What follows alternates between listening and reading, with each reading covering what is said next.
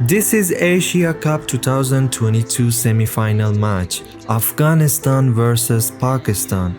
Afghanistan needed only one wicket to beat Pakistan down. In a single hour, Farooqi threw 2 wickets in a row. Despite this, Afghanistan lost the match to the opponent. Afghanistan loses, which means they are unable to reach the finals with India. This is not the first time we have seen this scenario. We have seen this in all aspects of Afghans' life. Afghanistan reaches the door but is unable to walk through it. We witness this daily in our life. Afghans at the last minute, when a breakthrough is possible, get stuck, unable to move forward, whether in business, sports, or politics. When everything looks good, suddenly a flaw appears. In this video, we try to figure out why this happened. What happened to Afghan people? Brave, smart, yet still losing out. This is Muhammad Qasim telling his stories from heart of Afghanistan, sharing his stories that really matters.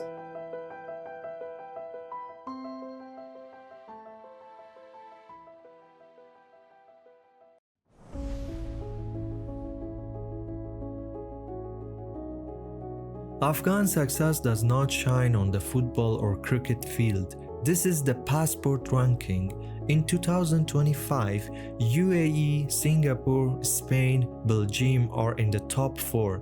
At the other end of the scale, you see Afghanistan's passport was placed in the very last. Means if I'm an Afghan born baby, there is a 90% chance I will never see the world beyond my borders. If I'm a student, scholarships will be hardly reachable, or if I am a business person, attending international trade shows would be nearly impossible. And United States with these new rules. Trump administration's immigration crackdown is intensifying. The State Department said it had immediately paused visa issuance for individuals traveling on Afghan passports. Definitely not an option. Afghan passport holds the lowest ranking. We are prisoners by default. Not seeing the outside world has made us unable to experience and learn out of the box, going through the same route again and again. This is Chai Point, India, made by Amluk Singh Bijral, Harvard Business School graduate. He created a chai chain taking inspiration from what Starbucks did to coffee. He decided to do that with chai, and that's in India. Now they have over 180 stores, over 3,500 workplace and community hubs access across 21 cities. The company has deployed over 5,000 smart brewing machines. They created a company on a very simple commodity, and that's chai. Amluk could pursue a career in USA, but he took the Western business model, brought it back to his country, packaged with people needs and culture, and grew it to a multi-million-dollar business. This story does not end here. Look at the Luckin Coffee of China, or Grab Corporation in Malaysia, or Cream in Middle East. These are the stories that resonate how important to see the world and learn and create impact in your own country. A passport is not only a travel document, it's a privilege. Imagine being able to travel visa-free, the kind of freedom and opportunities you gain compared to someone who waits in visa queues for months. Is simply incomparable. Personally, I missed my best friend's wedding in India. I couldn't join a day that meant so much to me and our friendship. Why? Simply because India shut its embassy in Kabul after the Taliban takeover. And these scenes are very narrowly, but it has a domino effect in our daily life in Afghanistan.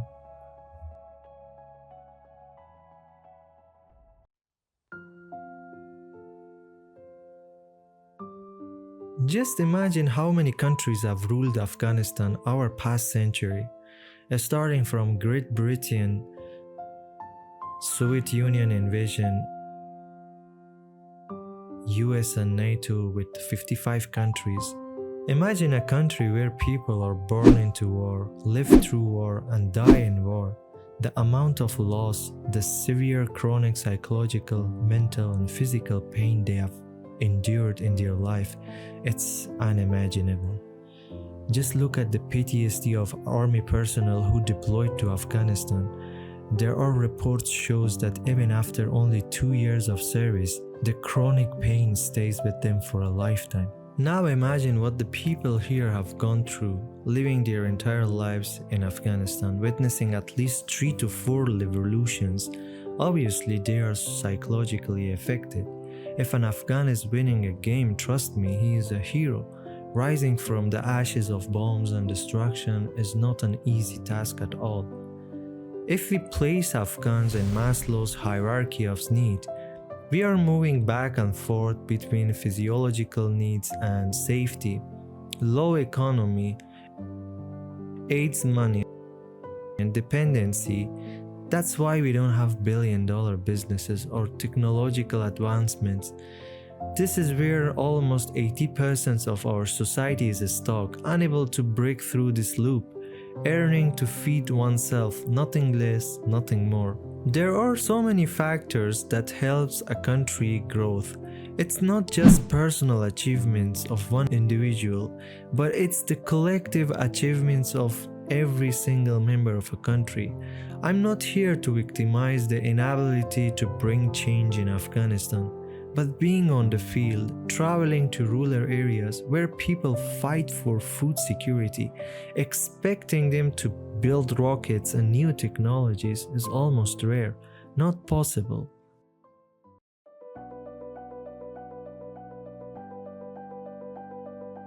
Accepting the fact that a chaos is going on, there are still young people striving to change Afghanistan's brand. From terrorism, aid dependency, and corruption to something new. This is Reza Ahmadi, who designed the first Afghan sports car. Last year, Reza got the chance to showcase his design at Qatar Car Show. A group of 5 young engineers who spent their entire lives as immigrants in Iran returned home and worked tirelessly with their own money to create a sports car. Reza has not only got the chance to change his own life, but his vision is to create a new brand around Afghanistan names. When asked why he created a super sports car in a country where people have no bread to eat, his answer was fascinating. میخوام با یک مثال پاسخ بدم. برج ایفل فرانسه اون زمانی که ساخته شده اصلا اینترنت و مخابرات و اینها به اون صورت نبوده. یعنی این همه ارتفاع رو یکی از دلایلش اینه که بسازی تا برج مخابراتی باشه، ولی خب اون زمان این نبوده. بله. مسکونی هم نیست، هتل هم نیست، رستوران هم نیست، هیچ چیزی نیست. یعنی برج مراقبت هیچ چیزی نیست. پس چرا میسازنش؟ میسازنش که امروز ما فرانسه رو بشناسیم. ما از فرانسه هیچ چیزی از خیابونای پاریسش نمیدونیم که چقدر کثیفه، فقط اون برج ایفل رو میبینیم، هر چند وقت یه بارم نورپردازیش میکنم و ما اون رو میبینیم.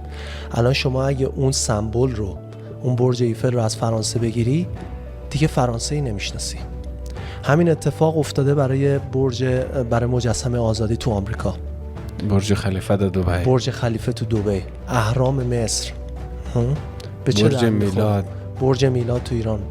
بیشتر جنبه نمادین داره، یک سمبولی هست که بقیه بتونیم حول اون جمع بشیم، تبلیغات بکنیم که دنیا ما رو ببینن. این موتری که من میسازم این میخواد نمایندگی بکنه از Made in AFG. ژاپن چی نمادشه؟ Made in Japan. جرمنی تاور بزرگی ازش نمیبینی، Made in جرمنی شده برندش. یک کشوری شرابشو کرده نمایندش. ما این موتر رو ساختیم که به واسطه این Made in AFG، Made in افغانستان، ساخت افغانستان رو بکنیم یک سمبل، بکنیم یک چیزی که میشه بهش اعتماد کرد. این موتر یک اثر سمبولیک داره. It's inspiring to see people like Reza fighting to bring new perspective to a country where most people barely think about change.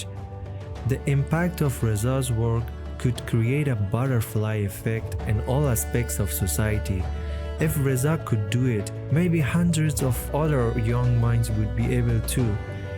Reza's vision is to create a monument to that more people are able to empower themselves and start thinking out of the box and question all the rules and cultural barriers passed down through generations. They want to break this continuous cycle of pain and suffering. Reza is also the first Afghan to crowdfund around 100,000 USD to get his car shipped to Qatar and participate in the car show. This is something new, helping each other fulfill our dreams, not with aid or foreign money, but by the people, for the people. Through his YouTube videos, Reza has daily and weekly vlogs, which are very interesting and beautiful indication of unfiltered Afghan entrepreneur life. From struggling to pay his rent to crowdfund for his people in need. The last 3 minutes of each weekly blogs are dedicated to highlighting people's problem and asks whoever anyone could contribute to them. His channel in top has 60k followers. You won't see this kind of stories unfortunately on TV or news across the globe about Afghanistan. That's why I invested my time and energy to these YouTube videos, although having 2 manufacturing businesses to run here in Afghanistan.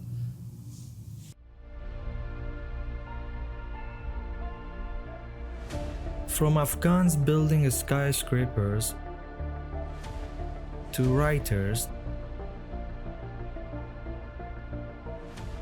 to musicians, scientists, and simple workers. When I evaluated, most migrants had built a life for themselves in 6 to 7 years after settling. That's something an ordinary Afghan wouldn't be able to achieve here in Afghanistan in a lifetime. This is the map for Afghan diaspora. Around 7.5 million Afghan across different continents from Europe to Middle East and Asia. Around 195,000 people lives in America, North America. Germany only hosts around 425,000 of Afghans. Also Afghans live and work in UK, Sweden, Austria and other countries. Though forced displacement often seems from tragic conditions, the Afghan diaspora shows how Afghans' talent, when given a chance, can thrive and contribute meaningfully to societies around the world, whether in business, technology, arts, education, or humanitarian work.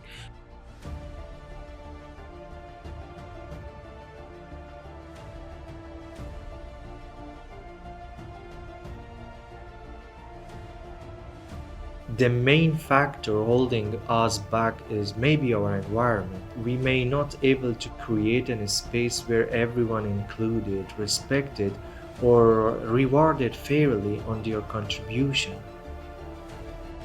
Nepotism is killing far more talent than bullets. Jobs are not given to those who deserve them, but to those who knows the right people. Trust in institutions remains weak. Most businesses are still family-run. It's closed system operated only by relatives. Becoming a YouTuber or a content creator is still seen as a shame. What will people think? Having a startup is taken as a sign that you're jobless or out of work.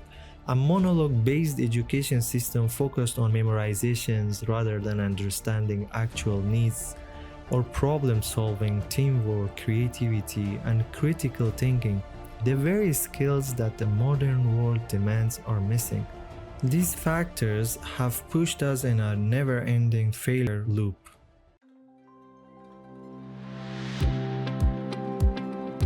Afghanistan does not fail because Afghans are weak. It fails simply because too many forces push them back right at the finish line.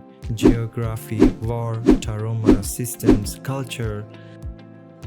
But the doors that were once closed can be opened. The question is not whether Afghans can win. The question is, will we finally redesign the environment so that when we reach the door we can walk through it? This is Muhammad Qasim from Heart of Afghanistan. Please like and subscribe to our channel. If you enjoyed it, please share your comments below.